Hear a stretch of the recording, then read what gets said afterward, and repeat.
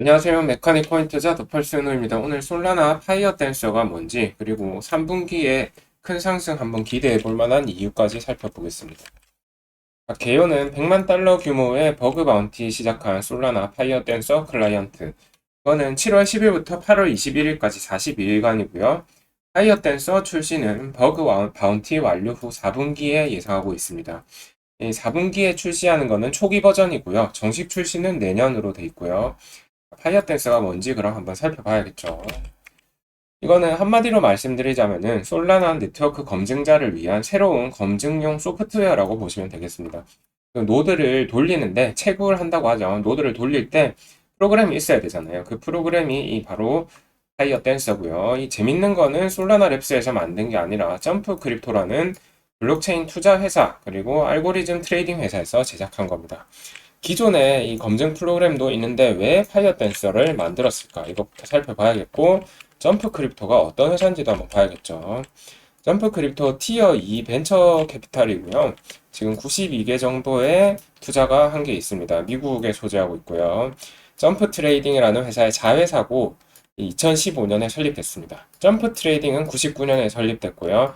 원래 마켓 메이커입니다. 고빈도 거래 알고리즘 AI 트레이딩 하겠죠. 주로 알고리즘 활용한 고빈도 암호화폐 거래를 하고요. 블록체인 기술 연구 개발도 하고 디파이 유동성 제공도 하고 이런 것들을 하는 회사라고 합니다. 2티어니까 1티어까지는 아닌데 그래도 꽤 괜찮은 회사다 보시면 되고 홈페이지 들어가 보시면 아예 메인에 이렇게 파이어 댄서를 띄워놨어요. 그래서 여기다가 굉장한 역량을 집중하고 있음을 알 수 있습니다. 자, 이걸 만드는 이유는 첫 번째는 네트워크 성능 향상입니다. 일반적으로 네트워크 속도가 빨라지려면 하드웨어가 좋아져야 된다고 생각을 많이 하는데 소프트웨어가 좋아져도 속도가 빨라질 수가 있습니다. 코드 최적화하고 알고리즘 개선, 버그 수정 같은 걸 해서 더욱 빠른 속도가 가능하고요. 그리고 언어가 예전에 러스트 언어를 썼는데 파이어 댄서에서는 C++를 사용해서 이게 좀 더 대중적이라고 하네요. 기존의 클라이언트 속도는 초당 55,000건이었는데 파이어 댄서는 100만 건까지 가능하다고 합니다. 아직 출시 전이니까 이런 말을 할 수는 있겠죠. 20배, 약 18배 정도의 속도 개선 효과가 있다고 하네요. 두 번째 이유는 탈중앙화 개선입니다. 보시면은 솔라나, 아발란체, 코스모스, 이더, 니어, 폴리곤인데 밸리데이터 소프트웨어 클라이언트 이게 검증용 소프트웨어의 종류거든요. 아발란체, 코스모스 다 한 종류입니다. 니어, 폴리곤도 한 종류고 솔라나가 두 종류 있습니다. 하나가 원래 솔라나고 또 하나가 지토 클라이언트인데 이 지토는 아시다시피 원래 솔라나 클라이언트 코드를 토대로 포커에서 만들었기 때문에 그냥 아들 같은 존재죠. 완전히 다르다고 할 수 없습니다. 근데 여기에 바로 파이어 댄서가 생겨서 세 개가 되는 거고요. 이 솔라나, 이더리움 말고 비트코인 제외하고 나머지 체인들 중에서는 이 소프트웨어가 두 개 이상 가진 애들이 없습니다. 그러면은 솔라나가 여기다가 하나 더 추가하게 되면은 탈중앙화 자체도 굉장히 개선할 수 있겠죠. 완전히 다른 코드 베이스를 가지게 되니까. 그리고 네트워크 안정성이 많이 좋아지게 되는데요. 지금 솔라나 랩스의 클라이언트가 68%, 지토 솔라나가 31%를 차지하는데 여기 파이어 댄서 그리고 나중에 시그란 것도 나오는데 이게 코드가 다 비슷하기 때문에 오류가 비슷하게 나겠죠. 근데 얘는 완전히 다른 코드 기반으로 만들어지기 때문에 네트워크가 좀 더 안정성이 생긴다. 이렇게 보면 되겠습니다. 그래서 블록체인 평가할 때 세 가지로 평가하잖아요. 보안, 확장성, 탈중앙화인데 항상 문제가 이거죠. 속도를 빠르게 하려니 탈중앙화가 희생되더라. 탈중앙화를 좋게 하려니 속도가 느려지더라. 이런 문제들이 있잖아요. 근데 이 파이어 댄서는 굉장히 괜찮은 게 확장성 개선하고 여기에다가 탈중앙화도 좋게 합니다. 이 두 가지를 동시에 업 시키는 거죠. 그래서 현물 ETF 승인 가능성을 올려주는데 일조할 것으로 보고 있습니다. 보안 측면에서도 코드 베이스가 완전히 다른 새로운 게 추가되니까 보안도 또 우수해지겠죠. 그래서 파이어 댄서란 게 향후 솔라나 업그레이드에 있어서 굉장히 중요한 그런 업그레이드라고 보면 되겠습니다. 솔라나 탈중화가 정말 괜찮을까? 이 생각 아마 다 대부분 하실 겁니다. 허구한 날 다운이 됐고 9번 넘게 다운됐다고 하죠. 중앙화된 체인 아닌가? 현물 ETF가 정말 가능할까? 이런 질문을 하는데 일단 솔라나 홈페이지 재단에서 발표한 자료들을 쭉 보면은 솔라나 탈중앙화가 현재 어느 정도 되어 있습니다. 자, 보시면은 토탈 밸리데이터가 1961개에 이더리움이 4,400개니까 한 절반 정도까지는 따라왔고요. 중요한 거는 이 나카모토 개수인데 31로 굉장히 높다는 것을 알 수 있습니다. 작년 10월 발표 자료고요. 이게 높을수록 좋은 거거든요. 근데 이 수치가 뭔지 아셔야겠죠. 이 수치가 뭐냐면은 쉽습니다. 뭐냐면은 POS 체인은 블록 생성할 때 이 3분의 2의 검증자가 동의해야 생성이 되잖아요. 그럼 반대로 말해서 3분의 1의 검증자가 서로 딱 악의적으로 공모를 해서 계속 반대표만 날리면은 네트워크가 다운되겠죠. 100명이 있다 치면은 34명이 공모를 해서 우리는 계속 반대만 할래 하면은 블록 생성이 안 되니까 네트워크가 다운이 되는 겁니다.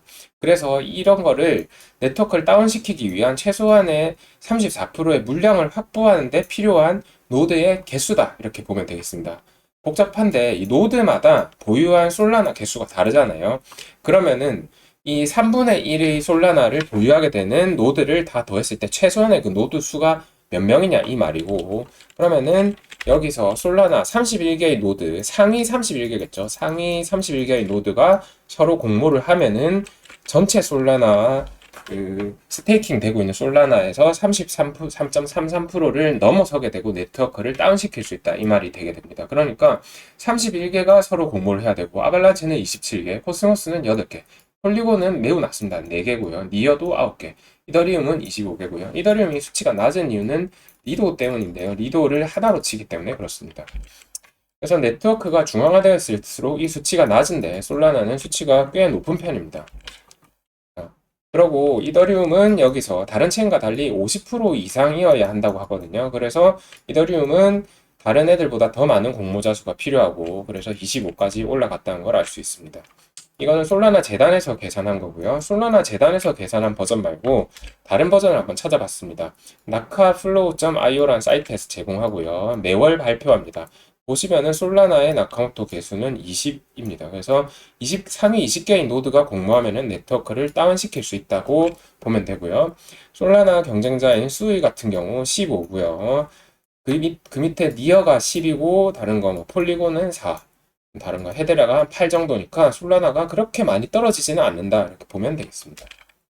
그리고 여기서 조사한 자료상으로 에토스가 22, 그리고 수위는 15, 니어 10은 말씀드렸습니다. 24년 7월 기준입니다. 이 자료는.